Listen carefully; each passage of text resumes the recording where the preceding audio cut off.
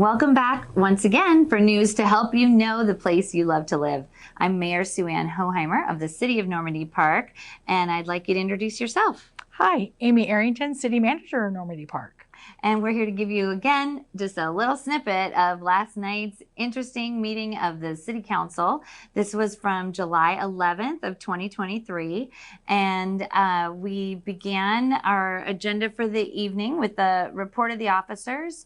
And the main takeaway from that is I just want you to know we have 2 surveys out right now. We would love to have a high percentage of our residents participate in those surveys.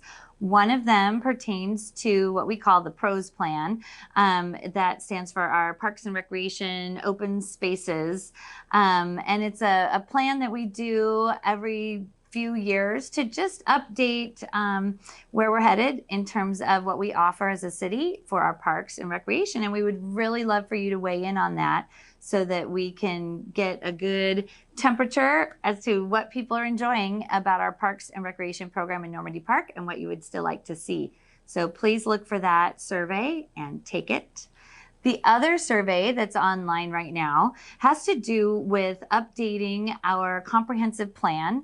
As part of a state requirement, our city is obligated to turn in a periodic update of the plan for Normandy Park. It involves all kinds of things, economic development and oh gosh, everything. Yeah, very comprehensive. Yeah, it covers all elements. That's the name, right? Yep. Comprehensive. It's our comprehensive plan. So it's everything you need to know about Normandy Park. And every once in a while we have to do this periodic update. And so again, we'd love for you to weigh in on that so that we are actually getting the real opinions and ideas of bona fide Normandy Park residents. So please respond to those. We moved on in the evening to our first item of continued business, which was the passage of Ordinance 1054. It's an economic development implementation plan. We had a whole report done in the past couple of years about all the different things that would possibly work to help improve the economic development of Normandy Park. And a lot of the results from that particular plan were given to our Planning Commission. And we asked our planning commissioners to come up with some ideas for how to implement some of the suggested ideas from this plan that involved a lot of other professionals taking part in. And so our Planning Commission came up with 7 items. And we were able last night to enact that as part of an official ordinance. Mm-hmm. So it's the kind of thing that should really make it a lot more simple and easy for businesses and developers to come to Normandy Park and really establish business or homes and plans like that in a way that is a little bit more easy, friendly, simple. So go ahead and take a look at Ordinance 1054, if you would like to have more information about that. Right? That was everything. There's a little bit about like parking, a little bit about signage, cottage housing. And I think one of the main shifts is that we are really open to doing development agreements in Normandy Park. And it's a little bit of a newer tool for us that we're going to try to make some good use of. So development individual could come in and really work more closely with the city and get something really tailored to exactly what they'd like to see happen in Normandy Park. So anyway, more about that in Ordinance 1054. Next, we moved on to, it's kind of a hot topic amongst the council. It doesn't really involve the public so much, but we had 1056 was an ordinance about remote participation. And really what you need to know about that as a resident is you get to tune in anytime you want. You can tune in via Zoom, you can come live and sit with us here at City Hall. That doesn't change at all, but Ordinance 1056 just puts it in our books that you are officially, as a member of the City Council, are allowed to participate remotely under some very specific conditions. So we really want our council members to be in person so that if you're in person, we can meet and greet and shake hands. But so you can see a little bit about that debate if you want to watch the video. But just so you know, your council members really value being here in person, and on occasion, for very specific reasons, they may tune in remotely.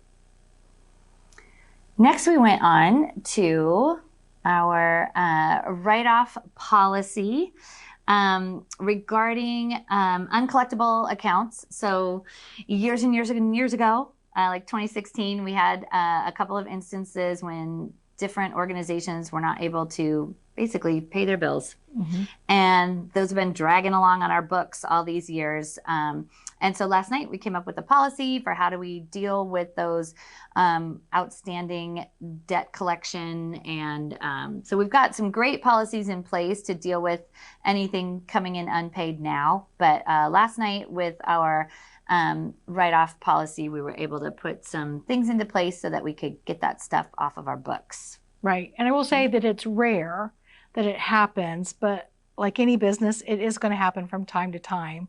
So we just want to have something official on the books that complies with state law and will also meet the desires of our state auditor when they come look at how we're doing. Great. All right. Well, so then we moved on to approving the SKIP budget and work plan. And SKIP is an acronym that stands for South King County Housing and Homelessness Partnership. Our city is a key member of this group, and we work alongside other South King County cities. And in some cases, we pool our resources to try to help fund various projects in the South King County area that help keep homes affordable and other various means. And so they have presented as an organization their work plan for the 2024-25 year and their budget. And so last night was just our council's approval of those things, just saying that we're in on that plan.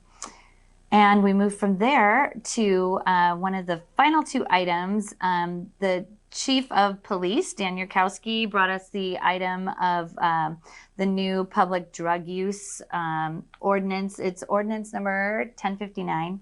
And this speaks to the fact that our state law has recently changed.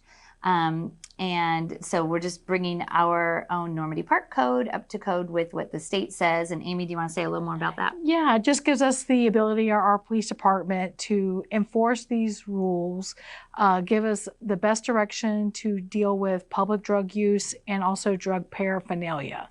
So without it, it's not that we couldn't enforce it, it just would not be as easy and a little bit more cumbersome. So public drug use is illegal in Normandy Park.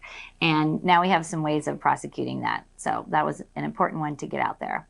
And then we wrapped up the evening with a final item, which has to do with Sequoia Creek and Walker Creek. They are two creeks that run through Normandy Park that really are in need of some culvert work and some design work in various areas in order to sort of help the safety of the fish and protect our land from flooding. And that kind of work is very, very expensive. And so last night we were made aware of different amounts of grant funding that's come in. And so we were able to work on supporting and passing a contract with our Gray and Osborne engineering group so they could come in and get started on getting some of that exciting work done. Yeah, and I will just stress that it is grant funded.